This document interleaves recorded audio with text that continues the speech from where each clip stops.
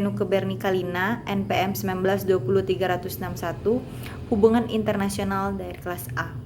Dalam kesempatan kali ini saya akan membahas tentang dampak disahkannya Omnibus Law untuk hutan Indonesia.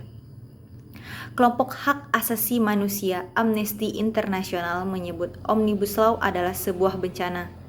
Bukan hanya kita sebagai masyarakat lokal, pihak asing sendiri menyoroti sisi lain Omnibus Law yang akan berdampak buruk bukan hanya terhadap manusia saja, akan tetapi buruk pada keberlangsungannya hutan, kekayaan keanekaragaman hayati. Di saat buruh masyarakat lainnya berfokus pada kekhawatiran atas hak-hak tenaga kerja, ada juga sebagian masyarakat, terutama pada para pecinta lingkungan, mengatakan Omnibus Law mengancam hutan Indonesia. Yang kita ketahui sesama, hutan Indonesia adalah paru-paru dunia.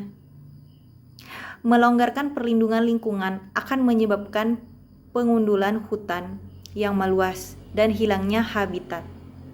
Hutan Indonesia adalah hutan yang terbesar ketiga di dunia, setelah Amazon dan cekungan Kongo Afrika.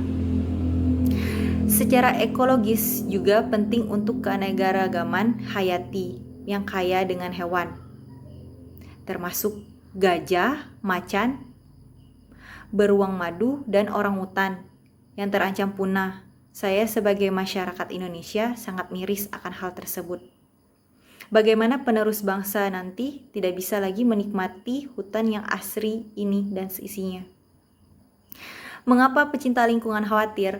Omnibus Law digadang-gadangkan oleh pemerintah sebagai regulasi sederhana dan dapat membuka keran investasi sebagai penopang perekonomian Indonesia. Apalagi di tengah pandemi ini, tingkat pengangguran yang sangat tinggi dan membutuhkan banyaknya lapangan kerja. Terlebih kita yang tinggal di perdesaan, yang lapang pekerjaannya lebih didominasi dengan masuknya investor di perkebunan, khususnya perkebunan kelapa sawit. Indonesia memasuk lebih dari setengah minyak sawit dunia, dan industri ini menyumbang sekitar 2,4% terhadap PDB negara. Tetapi industri ini juga menjadi penyebab utama deforestasi di Indonesia, dan minyak sawit memiliki dampak yang merusak lingkungan. Undang-undang yang baru akan menghapus persyaratan bahwa provinsi di Indonesia memiliki tutupan hutan atau hutan terlarang sebesar 30%. Meningkat kekhawatiran bahwa industri ekstraktif dan perkebunan kelapa sawit dapat secara drastis meningkatkan pembukaan lahan dan meningkatkan konflik atas tanah dan hak-hak masyarakat adat kelompok lingkungan Indonesia. Undang-undang tersebut akan melemahkan perlindungan lingkungan untuk hutan dan beberapa provinsi yang menjadi rumah bagi perkebunan kelapa sawit seperti Riau, Jambi, dan Sumatera Selatan. Kita sebagai penduduk lokal yang selama ini merasakan kenyamanan hutan yang sangat indah akan kehilangan hutan alam sepenuhnya dalam 20 tahun ini. Sangat mengejutkan dan miris. Suatu saat generasi kita tidak akan menikmati kehijauan hutan Indonesia ini. Dan ini pun sama juga kita memberi tahu warga Amerika Serikat bahwa sebuah perusahaan Amerika akan menghancurkan Yosemite, atau di Inggris bahwa mereka akan membuka distrik lake. Dampak lingkungan hampir tak terhitung lagi. Apa jadinya nanti jika ini semua terjadi? Apa jadinya hutan Indonesia jika semuanya dijadikan perkebunan kelapa sawit? Yang menambah kekhawatiran adalah sebelumnya perusahaan bertanggung jawab atas kerusakan lingkungan di konsesi mereka. Apakah mereka bersalah atau tidak? Akan tetapi kewajiban ketat itu sekarang tidak jelas, dan bukti pelanggaran sekarang diperlukan untuk menuntut perusahaan. Para pejabat pernah mengatakan ini untuk memberikan kepastian hukum dalam penyelidikan kriminal.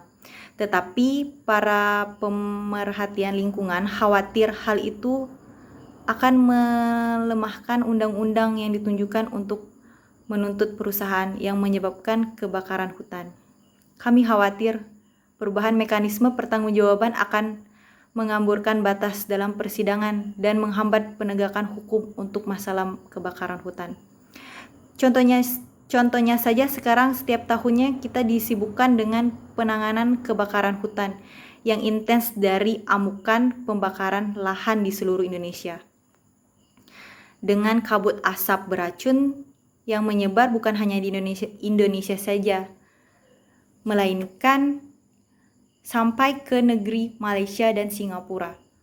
Hukum lingkungan Indonesia adalah salah satu hukum paling progresif yang kami miliki. Dan kemajuan telah dicapai dalam beberapa tahun terakhir ini untuk meningkatkan perlindungan lingkungan. Meskipun pelaksanaan dan pemantauannya masih lemah, sementara itu para pelaku usaha semakin berkomitmen terhadap kebijakan tanpa deforestasi, tanpa lahan gambut, tanpa eksploitasi, dan importer minyak sawit besar seperti ini. Eropa dan Inggris mereka sedang mempertimbangkan standar yang lebih ketat untuk impor. Pertanian Inggris akan melarang perusahaan yang tidak dapat membuktikan rantai pasokan mereka terkait deforestasi ilegal dan 21 perusahaan makanan besar, termasuk McDonald, mengatakan rencana tersebut harus diperluas untuk diterapkan pada semua deforestasi. Kekhawatiran juga muncul karena undang-undang atau Omnibus Law baru Indonesia akan menjauhkan undang-undang lingkungan negara praktik internasional.